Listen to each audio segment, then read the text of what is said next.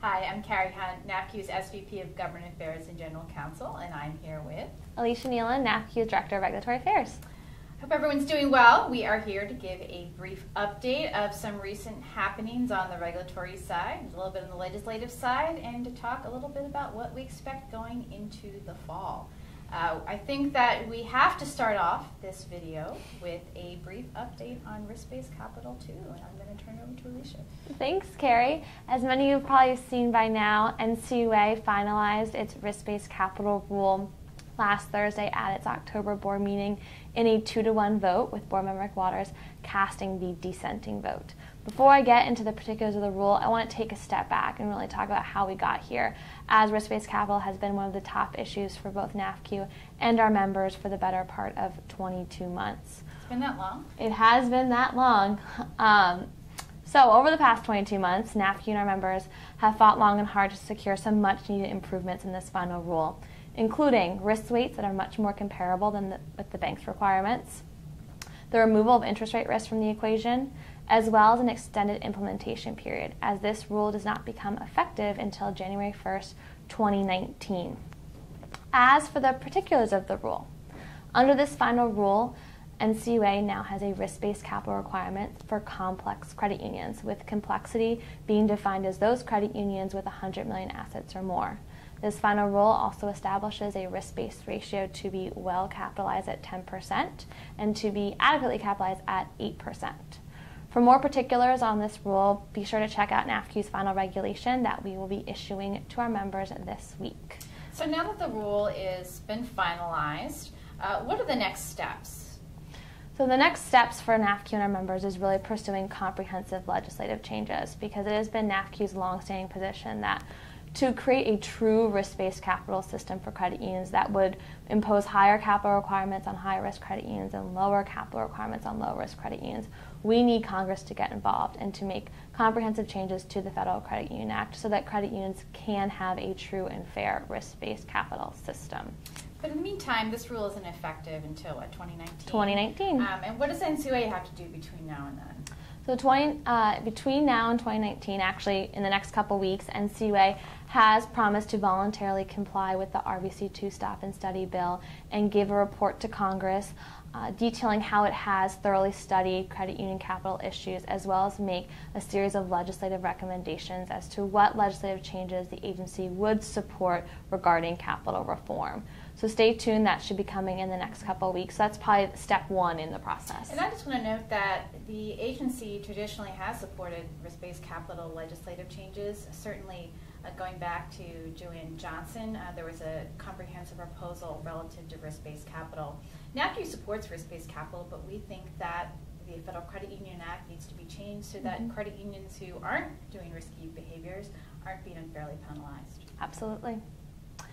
So, if it's okay to turn away from risk-based capital for 1 second, I think we've all had a lot over the last 22 months. So let's talk about the other rule that dropped last Thursday. 15 minutes before NCUA finalized risk-based capital, the CFPB dropped its final HMDA regulation.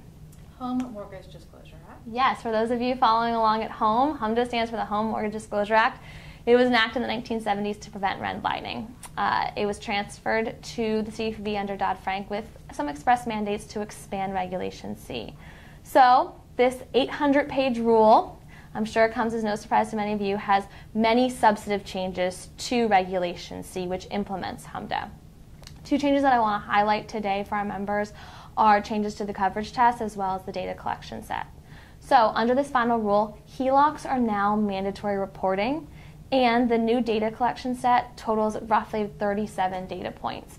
Many of those data points were not mandated by Dodd-Frank. They are discretionary on the part of the CFPB. Now, the CFPB, in all of its infinite generosity, has responded to stakeholder input about concerned with burden for implementing these new data points and collecting on HELOCs.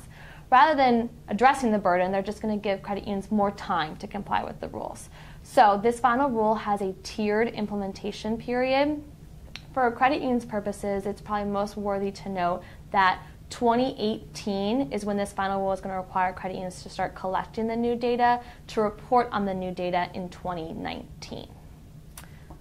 Thanks, Alicia. We would urge everyone as they are moving to implement the HMDA rule to give us some feedback and let us know if you have any implementation issues. Certainly we have flagged a number on our end, including credit unions having HELOC reporting systems which are separate from those that they use for their other mortgage lending. But certainly we want to give feedback to the CFPB on this proposal. NAFCU also is very concerned about the potential use by the CFPB of data. It's very unclear that the CFPB is certainly collecting this information, but what this will be used for. So we certainly will be keeping a close eye on that as well.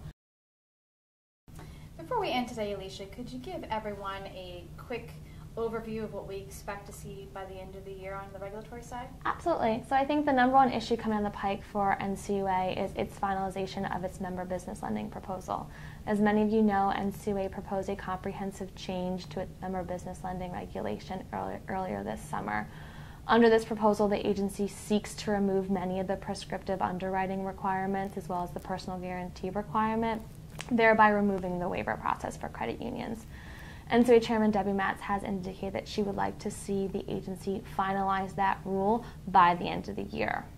Switching gears to the CFPB, the Bureau is actively working on its potential or pending proposals relative to payday lending as well as arbitration. They're in the pre-rule stage where they're gathering input from small businesses and other stakeholders as they're drafting those proposed regulations. In early 2016, the Bureau has indicated that it would like to have its prepaids rule finalized. So those are kind of the top of mind issues out of our two major regulators. Let me hit on a few other things that we've been working on here at NAFCU, and one thing is litigation. You may have seen that the NCUA had some more recoveries in their ongoing lawsuits relative to securities. That's a very positive thing, so we're certainly pleased to see that. But NAFCU itself has been working on litigation issues as well. This week we'll see oral arguments in the Home Depot litigation. This is relative to potential class action and recoveries due to some of those data breaches, so we're actively working on that and are hopeful that that case will proceed. Recovering from litigation can be a difficult and long proposition, which is why we also are very stringently pursuing legislation relative to data security as well, and we certainly have seen some traction on that this fall. Also, NAFCU has moved to intervene in a lawsuit relative to the FCC and an order they issued on robocalling. We are very concerned about some unintended consequences from that order, so we are trying to see how we can affect positive change in that area as well. We're also monitoring the data security litigation relative to Target. That case is ongoing as well. So there are a lot of balls in the air, and hopefully we will see some positive movement towards the end of this year and into 2016. I don't have any more updates. Anything from your end, Alicia? Unless the regulator has dropped a rule in the past 15 minutes, hopefully not. Excellent. Thank you all again for your help with all of our advocacy efforts, and we look forward to seeing you soon. Thanks so much.